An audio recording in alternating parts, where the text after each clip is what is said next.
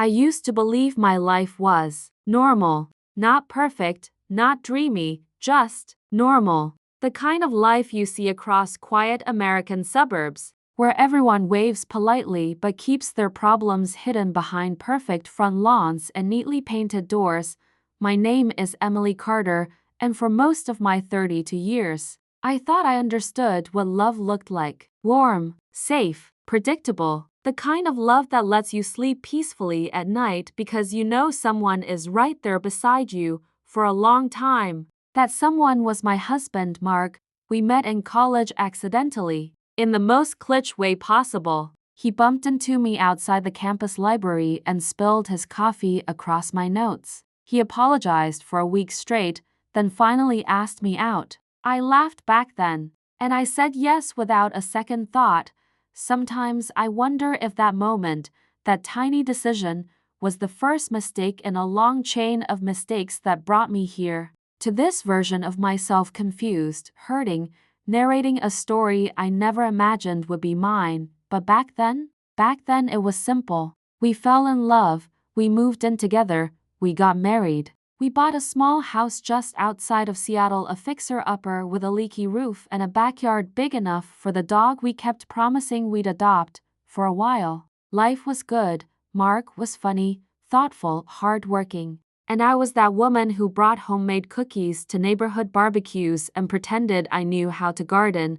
We were stable, predictable, comfortable, but you see, comfort can be dangerous, because comfort lets you overlook things. Little things, slow things, changes so tiny you don't notice them happening, until suddenly you can't remember what things were like before they changed. The first crack in our perfect picture happened on a random Tuesday night.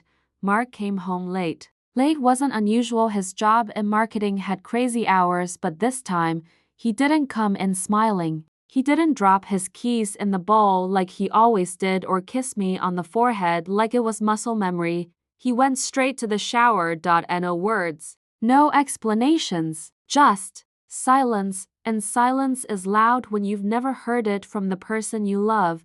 I remember standing in the kitchen, heat from the stove warming my face, food cooling untouched on the table. I told myself he must have had a bad day. I told myself not to overthink, but that night was the beginning. The moment everything in my life started shifting quietly, slowly, dangerously. I didn't know it yet. I didn't know my marriage was already slipping through my fingers. I didn't know that trust can break long before you ever see the pieces. I just remember looking at him across the dinner table and feeling like the man sitting there wasn't the same man who spilled coffee on my notes 10 years ago.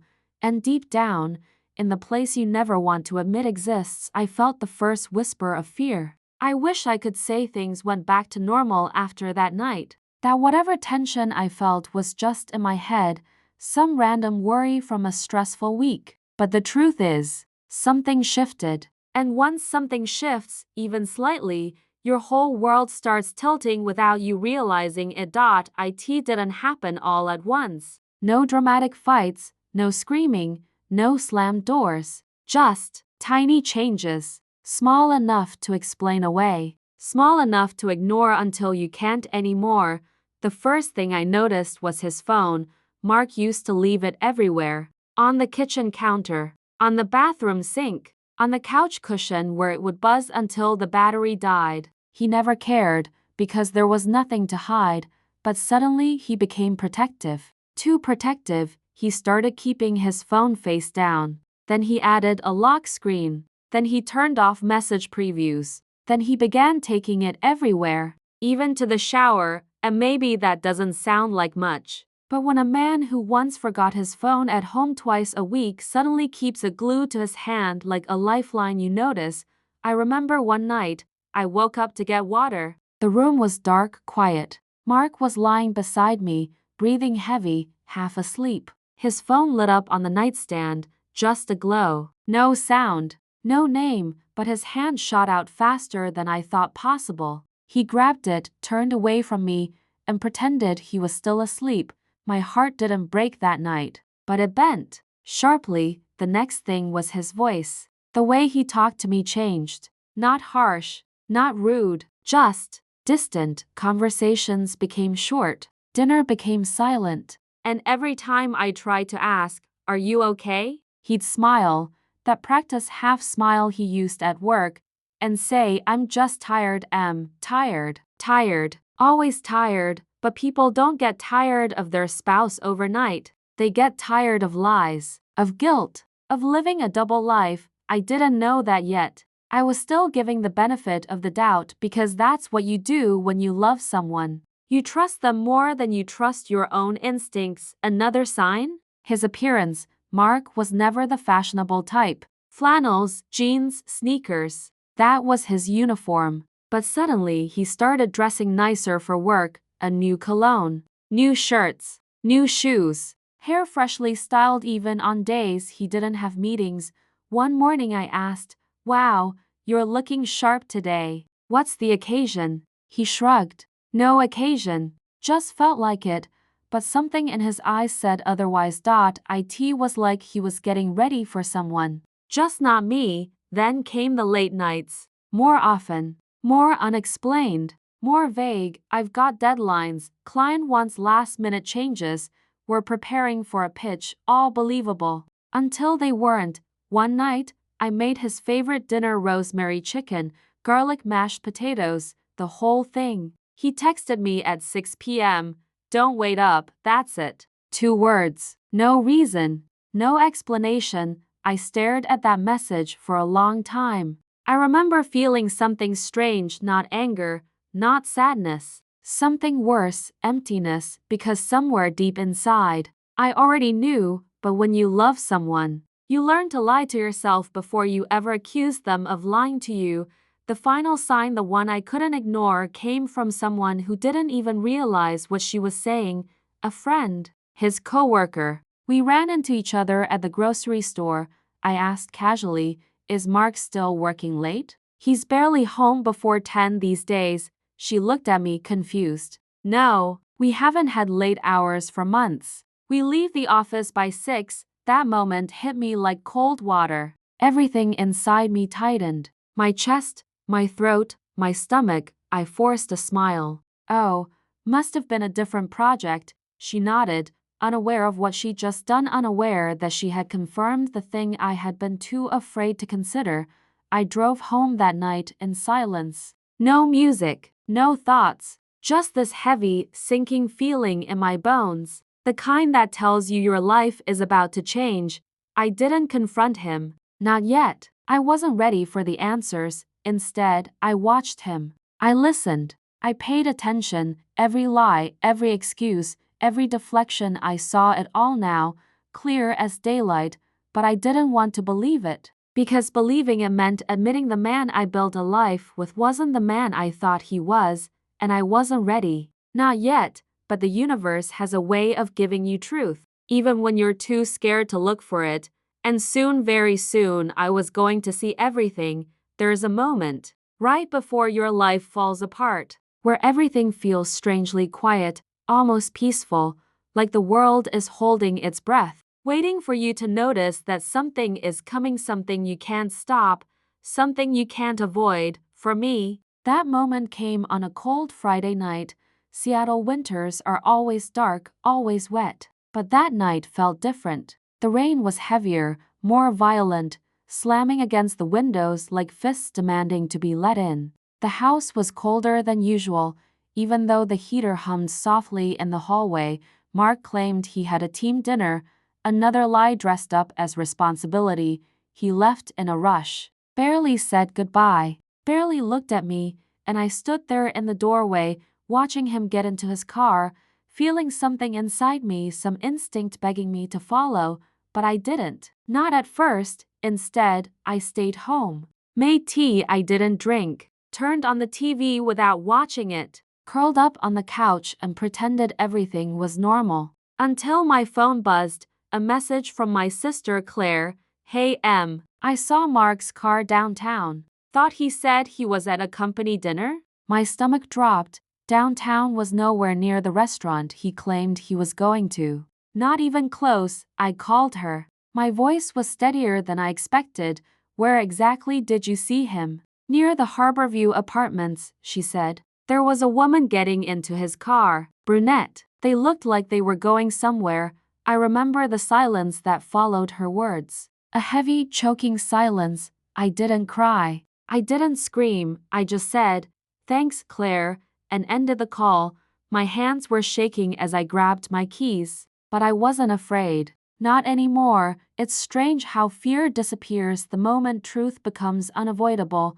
I drove through the rain, streets shiny with reflections of passing headlights. My breath fogged the inside of the windshield. My heart wasn't racing, it was steady, painfully steady. When I reached Harborview, I parked far enough that he wouldn't see me. I sat there, engine off, watching the building entrance like a detective in a crime show. Except this wasn't a show. This was my life unraveling. 20 minutes passed, 30, 40, and then I saw him. Mark walked out laughing the way he used to laugh with me. Beside him was a woman. Younger, pretty, elegant. The kind of woman who looks like she never has to try to be noticed. She leaned into him. He didn't pull away. Then he opened the passenger door for her, a small gesture he hadn't done for me in years. My throat tightened so hard I could barely breathe, but I forced myself to stay still, to watch, to witness, because sometimes you need to see the truth with your own eyes, even if it breaks you. Their car pulled out. I followed. I didn't recognize myself in that moment, this quiet, determined version of me who drove through the city like a ghost, following the man she once trusted more than anyone. They ended up at a small hotel near the waterfront. Not a sleazy one, a nice one. A place people book for anniversaries or affairs. I parked across the street, waited. I watched them walk inside together, his hand on her back, her smile, their closeness, and that was the moment right there, under the yellow glow of the streetlights, when something inside me shattered, not cracked, not fractured, shattered, because the truth is one thing when it's a suspicion, and something completely different when it's standing right in front of you, holding the hand of the person you love. I don't know how long I sat in that car. Minutes, hours, time didn't feel real. I didn't confront him. I didn't run inside screaming. I didn't even cry. I just stared at the hotel entrance and let the truth settle into my skin like ice. Eventually, I drove home. The rain hadn't stopped. Neither had the numbness. When I got back, the house felt different, emptier, colder, like it already knew something terrible had happened. I walked to the bedroom. His pillow was still indented from when he left. His sweater still draped over the chair. His mug still in the sink. All these little pieces of a life that no longer felt real. I sat on the edge of the bed and finally I let myself break, not loudly, not dramatically, just tears falling quietly into my hands as I whispered to myself, he chose someone else. That night, I didn't sleep. I couldn't. I knew Mark would walk back into the house the next morning, smelling of cologne that wasn't his, lying with the same casual confidence he always had. But everything was different now, because I had seen the truth. I had watched it unfold with my own eyes, and nothing, absolutely nothing, would ever be the same again. Morning came too fast. I remember sitting on the edge of the bed, still in the same clothes from the night before. I hadn't slept, not even for a minute. My eyes were swollen, my throat raw, my mind exhausted in ways I didn't know were possible. The house was quiet. Too quiet. The kind of silence that feels heavy, like it's waiting for something, or someone. That someone walked through the front door at 7:18 a.m. Mark. He stepped inside casually, like he had nothing to hide, like he had just come back from a morning jog instead of spending the night with another woman. He didn't even look at me at first, just tossed his keys in the bowl, kicked off his shoes, stretched his arms like he was tired from whatever they had done. Then he finally noticed me sitting there. He froze. "Emily, what are you doing up?" he asked, trying to sound normal. I looked at him. Really looked at him. His clothes were wrinkled. His hair was messy. His shirt smelled like perfume, a floral scent I didn't wear. He knew I knew, and I knew he knew I knew, but he still tried to pretend. "I couldn't sleep," I said. My voice steadier than I felt. He forced a smile. Long night. That client dinner ran late. You know how it is, a lie. A lie delivered with the ease of someone who had practiced it. I stood up slowly. My hands were cold, my chest tight, but my voice was calm. Mark, where were you last night? He blinked, confused, defensive, caught off guard. Emily, I told you. Work dinner. I was with my team. I shook my head. I saw you. His face changed. Not dramatically, just a flicker of fear, the smallest crack in his composure. What do you mean? He said softly. I saw you downtown, I whispered.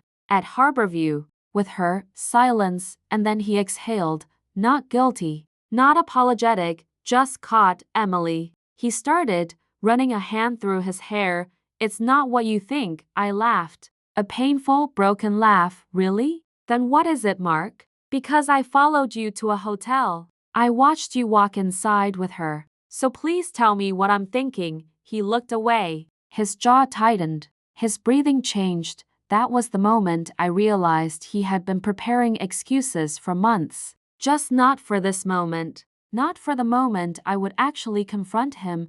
Fine, he said quietly. Yes, I was with her. The words hit me like a punch. Even though I already knew, hearing it out loud made it real. He kept talking fast, frantic, trying to control the damage, but it's not serious. I swear, it didn't mean anything. We just connected. Things got complicated. I never meant for it to go this far.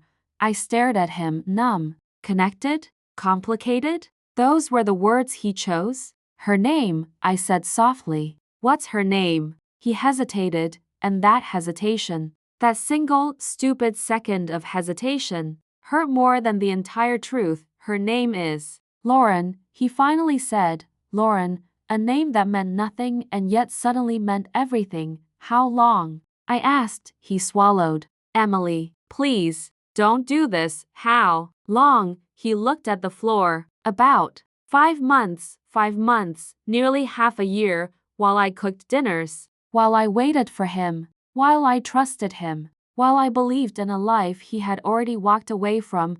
My voice trembled for the first time. Why, Mark? Why her? Why now? Why? Not me? He stepped toward me, palms up, as if he could touch away the damage. But I stepped back. Emily, we've been distant. You know that, he said. We barely talk anymore. We barely connect. I felt unseen, unseen. That word felt like a blade. Unseen? I whispered. I asked you every day if you were okay. I begged you to talk to me. I tried, Mark. I tried so hard. He rubbed his forehead. I know. I messed up. I didn't know how to fix us, so you broke us instead. He didn't respond, just stood there, defeated. I felt tears rising, hot and painful, but I forced myself to stay steady, because I knew once I broke again, I wouldn't stop. Did you love her? I asked. He shook his head quickly. No, God, no. It wasn't love. It was just a choice. I finished for him. You chose her. His eyes softened, but it was too late, because standing there, looking at the man I built my life around, I realized something. Something that hurt more than the betrayal itself. He didn't cheat because of her. He cheated because he had already stopped loving me long before she ever entered the picture, and that truth burned. Emily, he said in a softer voice, can we please sit down and talk? We can work through this. We can fix us. I shook my head, because I finally understood something I had been too afraid to admit. I could forgive mistakes. I could forgive hurt, but I could not forgive a decision made over and over again for 5 months. You broke something, I whispered, and I don't think you know how to put it back. He reached out for me, but I stepped away. For the first time in years, I chose myself over him, and the look on his face told me he knew. He knew this wasn't a moment we would bounce back from. He knew he had crossed the one line that couldn't be uncrossed. I turned and walked into the bedroom, closed the door behind me, sat on the bed and stared at the wall as the morning sun crept across the floor. That was the day my marriage died. Not with screams, not with chaos, but with quiet truth, and a woman who finally realized her worth was greater than someone else's lies. The days after the confrontation felt unreal, like I was living inside a life that belonged to someone else. I would wake up in the morning, and for a moment, just a small moment, everything felt normal. I'd hear birds outside the window, feel the softness of the sheets, smell the familiar scent of laundry detergent, and my mind would forget, but then reality would catch up. Slow at first, then all at once, and I would remember. My husband had chosen someone else. My marriage had collapsed in my hands. My life had changed in ways I wasn't prepared for.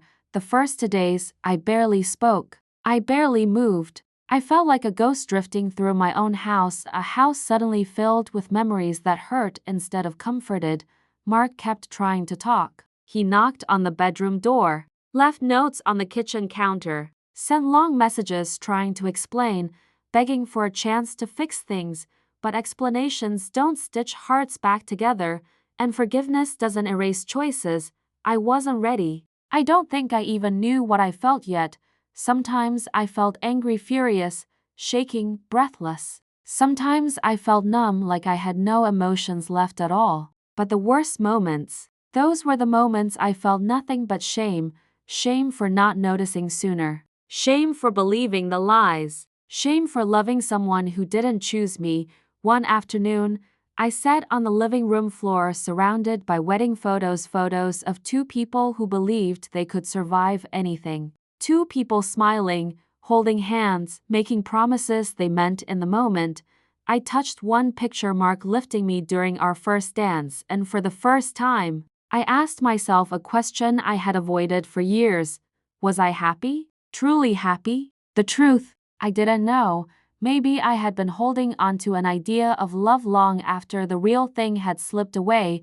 Maybe our marriage had been fading slowly, quietly, and I just didn't want to see it, but none of that changed what he did. None of that excused the choice he made. The third day after the confrontation, my sister Claire came over. She knocked softly, then let herself in. Carrying a bag of groceries and 2 cups of hot chocolate, she sat beside me on the couch and didn't ask anything, didn't push me. She just said, "Whenever you're ready, I'm here," and I finally cried loud, choking sobs that felt like they were scraping out all the pieces of me I had been trying to hold together. Claire wrapped her arms around me, and with my face buried in her shoulder, I said something I had never said out loud. "I don't know who I am without him." She pulled back gently, looked at me with soft, steady eyes, and said, "You're still you, Emily. With or without him, you were always more than that marriage." Those words stayed with me.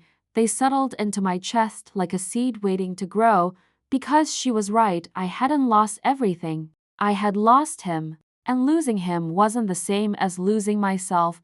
On the 5th day, I went for a walk, a slow, quiet walk through our neighborhood. The world felt different. The air felt heavier. The sky looked grayer. Even the houses felt foreign.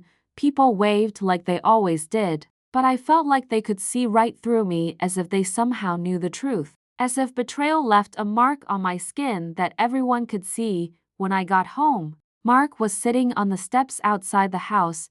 He stood up when he saw me, his face tired, eyes red. "Emily, please," he said softly. "Talk to me." I didn't answer. I walked past him, unlocked the door, and stepped inside. He followed but kept his distance. I know I hurt you. I know I messed up. But I swear to God, I want to make this right. I want us back." I turned around, feeling a quiet strength rising in me, the kind that comes from knowing the truth and holding it like armor.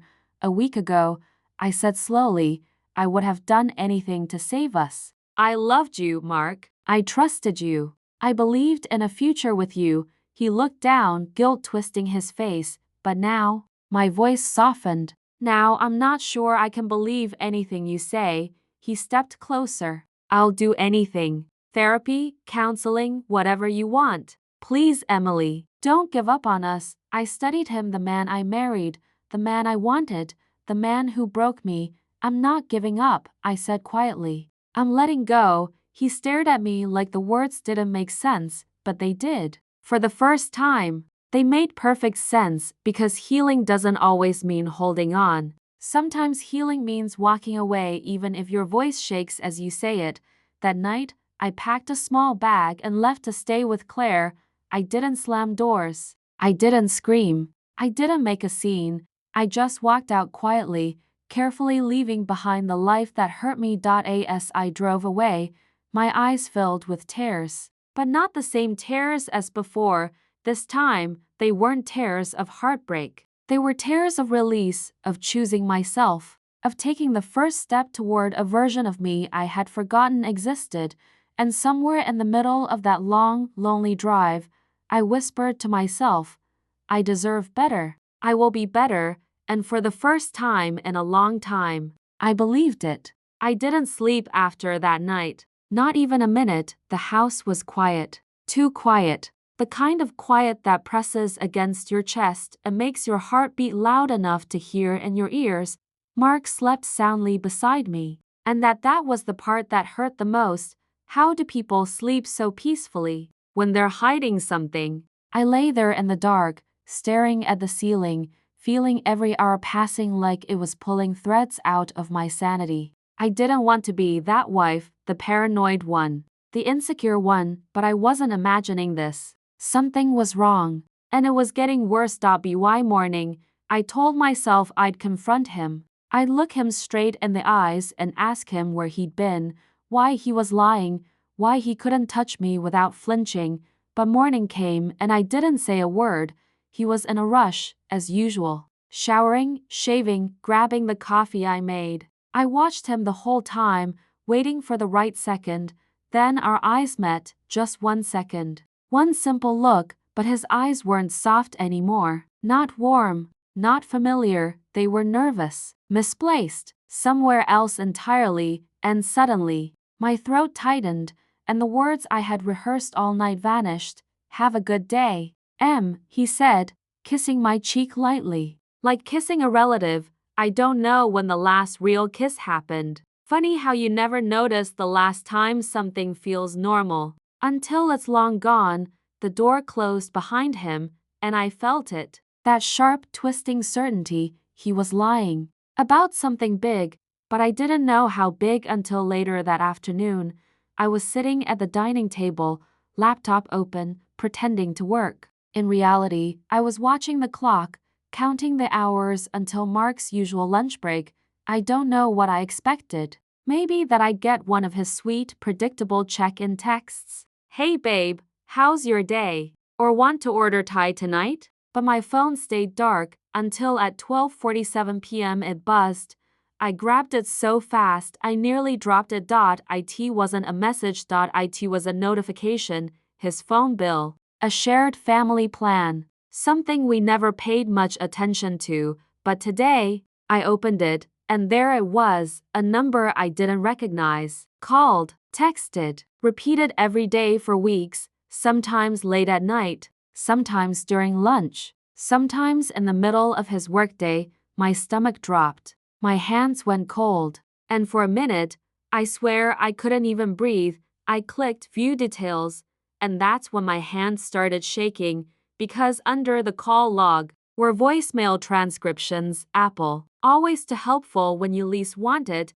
I didn't want to look, didn't want to know, but I tapped it anyway, and it opened. I read one line, just one, and my world split in half. Hey Mark, last night was perfect. I can still feel you on me. Call me when she's not around. I swear my veins froze. The room spun. My breath left my body completely. It felt like getting hit by a truck you never saw coming, and the worst part, there was a second voicemail. From the same unknown number, hands shaking, heart pounding so loud it felt like thunder. I tapped it too.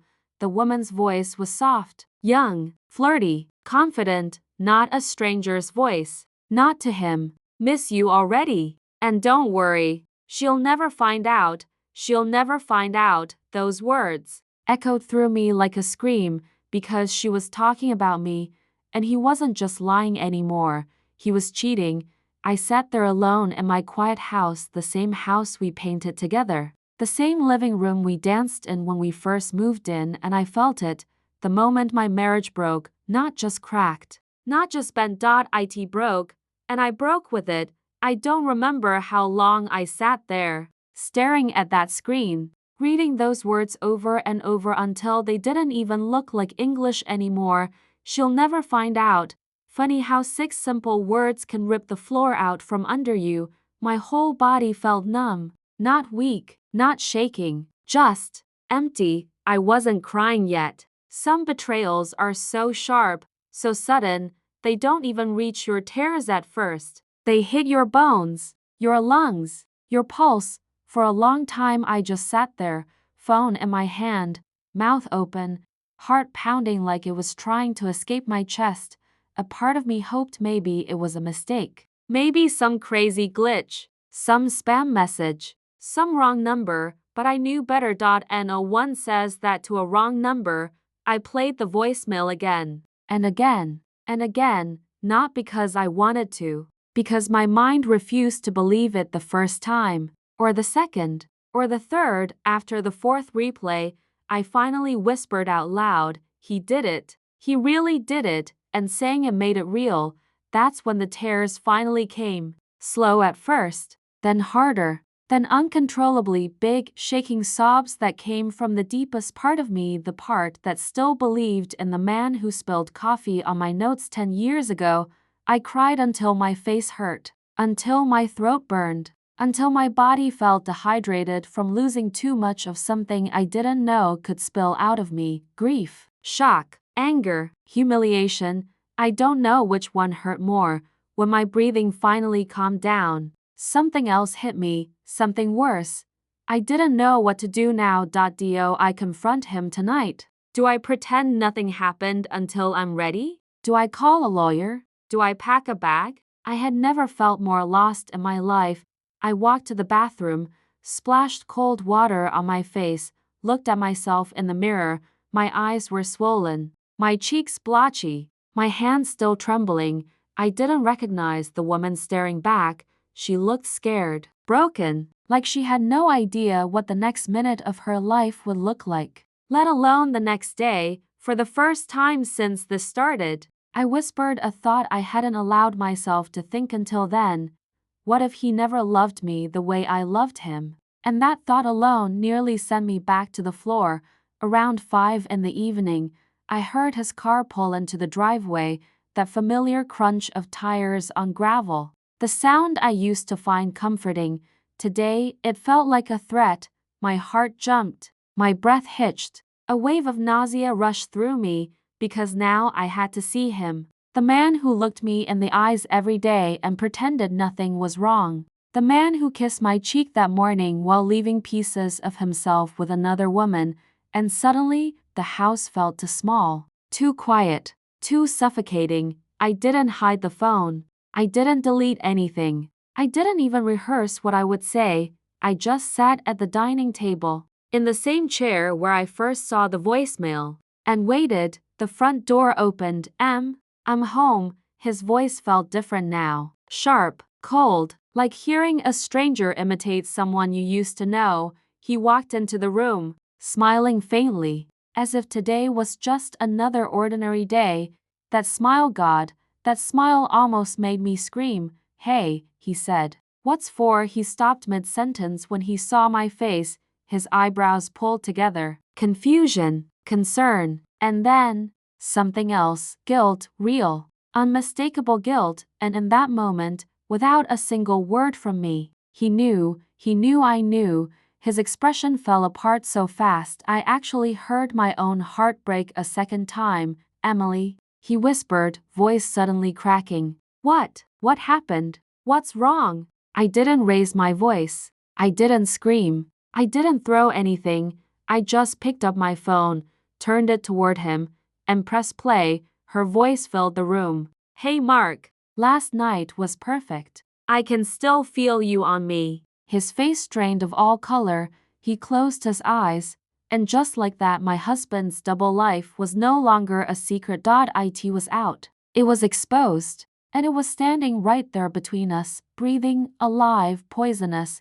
When the message ended, I looked him straight in the eyes and he couldn't even look back at me. "Tell me the truth," I whispered. "Tell me everything." His silence was the loudest thing I had ever heard. Silence, that was his first answer, not words, not excuses, just silence, heavy, thick, painful, the kind of silence that tells you everything you never wanted to hear. I watched Mark's chest rise and fall too fast. His fingers trembled. His eyes flickered everywhere except at me, and that's when I knew. He wasn't trying to deny it. He wasn't trying to lie. He was trying to figure out how to explain something he could never explain. I swallowed hard, my voice low, barely more than breath. "Who is she, Mark?" He didn't speak. He didn't move.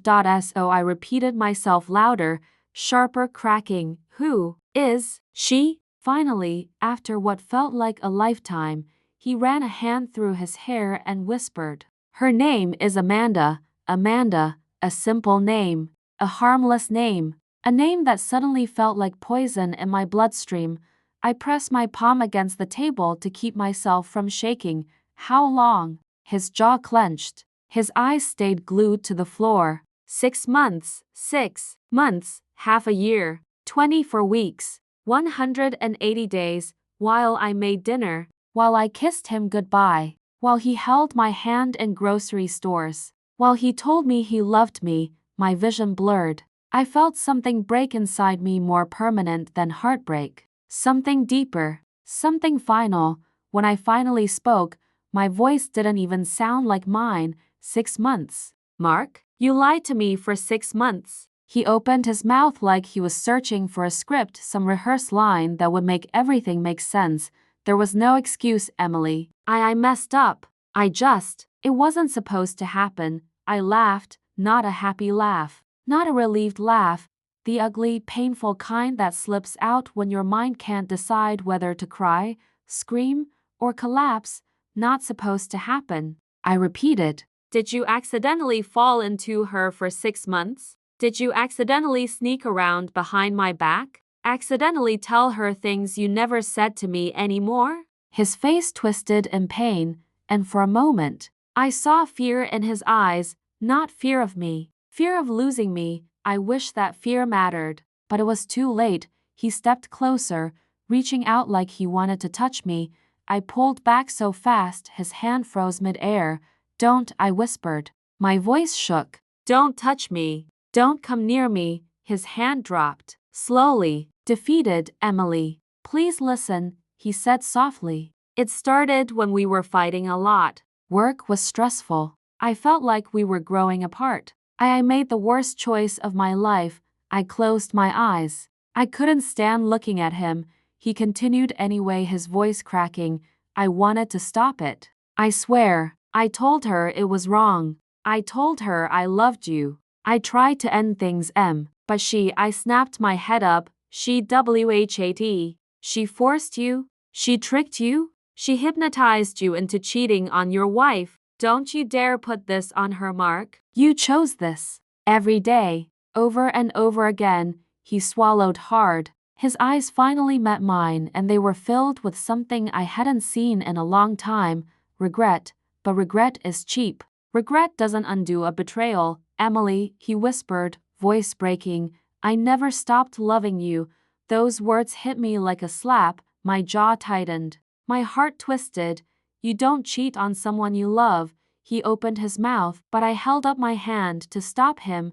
"And you certainly don't cheat for 6 months. I stood from the chair, my legs shaky, my breath uneven. "Where did you see her?" I asked, my tone empty, detached. "Hotels? Her place? Were you with her on nights you told me you had late meetings?" His silence was the answer.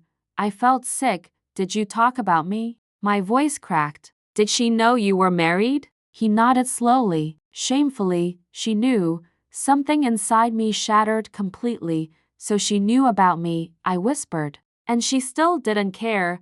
The betrayal wasn't just his anymore. It was hers too. A stranger who inserted herself into my marriage like she had a right to. "And you let her," I added, barely able to get the words out. Mark took a shaky breath. Emily, please, I'm begging you. I want to fix this. Fix this. As if it was a broken chair, a damaged tire, a leaky faucet, not a shattered marriage, not a destroyed trust, not a wound still bleeding. I stepped back again, keeping distance between us. You don't get to decide what happens next, I whispered. His eyes widened with fear. Real fear. Emily, please. Don't leave. We can go to therapy. We can talk. I'll do anything. I stared at him. And for the first time, I felt nothing. No love, no anger, just numbness. I need time, I said. And I need space. A lot of it. His shoulders sagged. His entire body seemed to collapse inward.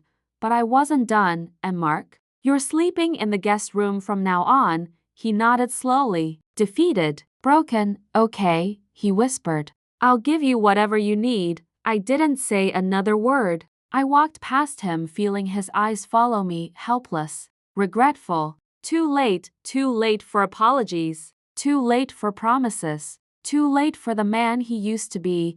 And for the first time that day, I realized something terrifying. This wasn't the end of the story. It was just the beginning. Silence. That was his first answer. Not words. Not excuses. Just silence. Heavy, thick, painful. The kind of silence that tells you everything you never wanted to hear. I watched Mark's chest rise and fall too fast. His fingers trembled. His eyes flickered everywhere except at me, and that's when I knew. He wasn't trying to deny it. He wasn't trying to lie. He was trying to figure out how to explain something he could never explain. I swallowed hard, my voice low, barely more than breath. Who is she, Mark? He didn't speak. He didn't move. So I repeated myself louder, sharper, cracking. Who is she? Finally, after what felt like a lifetime, he ran a hand through his hair and whispered. Her name is Amanda. Amanda, a simple name, a harmless name, a name that suddenly felt like poison in my bloodstream. I pressed my palm against the table to keep myself from shaking.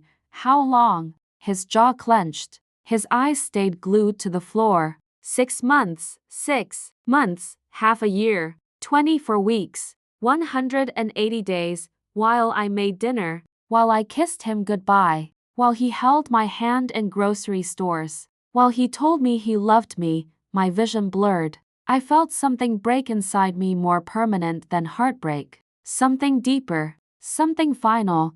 When I finally spoke, my voice didn't even sound like mine. 6 months. Mark, you lied to me for 6 months. He opened his mouth like he was searching for a script, some rehearsed line that would make everything make sense. There was no excuse, Emily. I messed up. It wasn't supposed to happen. I laughed, not a happy laugh, not a relieved laugh, the ugly, painful kind that slips out when your mind can't decide whether to cry, scream, or collapse. Not supposed to happen. I repeated. Did you accidentally fall into her for 6 months? Did you accidentally sneak around behind my back? Accidentally tell her things you never said to me anymore? His face twisted in pain, and for a moment, I saw fear in his eyes, not fear of me, fear of losing me. I wish that fear mattered, but it was too late. He stepped closer, reaching out like he wanted to touch me.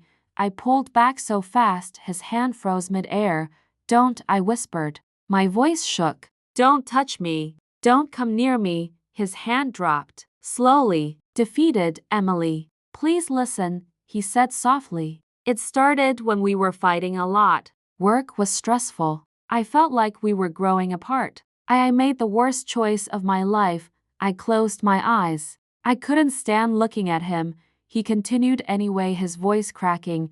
I wanted to stop it. I swear, I told her it was wrong. I told her I loved you. I tried to end things, but I snapped my head up. She forced you? She tricked you? She hypnotized you into cheating on your wife. Don't you dare put this on her, Mark. You chose this. Every day, over and over again, he swallowed hard. His eyes finally met mine and they were filled with something I hadn't seen in a long time, regret. But regret is cheap. Regret doesn't undo a betrayal, Emily, he whispered, voice breaking. I never stopped loving you. Those words hit me like a slap, my jaw tightened. My heart twisted. You don't cheat on someone you love. He opened his mouth, but I held up my hand to stop him. And you certainly don't cheat for 6 months. I stood from the chair, my legs shaky, my breath uneven. Where did you see her? I asked, my tone empty, detached. Hotels? Her place? Were you with her on nights you told me you had late meetings? His silence was the answer.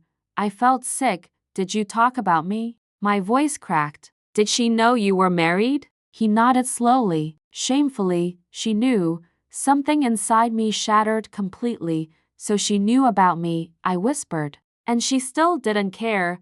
The betrayal wasn't just his anymore. It was hers too. A stranger who inserted herself into my marriage like she had a right to, and you let her, I added. Barely able to get the words out, Mark took a shaky breath. Emily, please, I'm begging you. I want to fix this. Fix this. As if it was a broken chair, a damaged tire, a leaky faucet, not a shattered marriage, not a destroyed trust, not a wound still bleeding. I stepped back again, keeping distance between us. You don't get to decide what happens next, I whispered. His eyes widened with fear. Real fear. Emily, please. Don't leave. We can go to therapy. We can talk. I'll do anything. I stared at him. And for the first time, I felt nothing. No love, no anger, just numbness. I need time, I said. And I need space. A lot of it. His shoulders sagged. His entire body seemed to collapse inward. But I wasn't done. And Mark? You're sleeping in the guest room from now on. He nodded slowly. Defeated. Broken. Okay, he whispered. I'll give you whatever you need. I didn't say another word. I walked past him, feeling his eyes follow me, helpless, regretful. Too late for apologies. Too late for promises. Too late for the man he used to be. And for the first time that day, I realized something terrifying. This wasn't the end of the story. It was just the beginning.